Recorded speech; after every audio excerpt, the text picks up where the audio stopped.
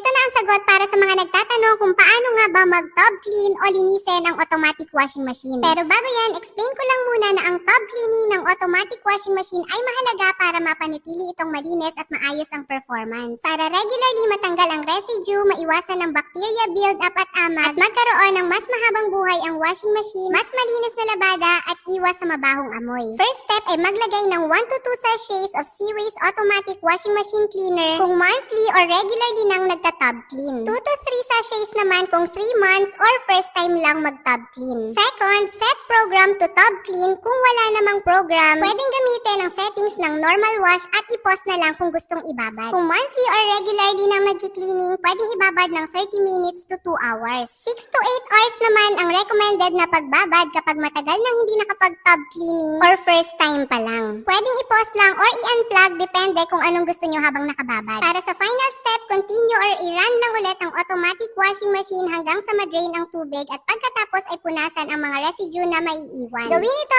regularly, depende sa frequency ng paggamit at paglalaba gamit ang Seaways automatic washing machine cleaner para mapanatiling malinis at maayos ang performance ng automatic washing machine. Click na ang yellow basket sa video na to para makagamit ka na rin ng Seaways. Safe at subok na mabisang panglinis ng automatic washing machine. Yun lang, bye!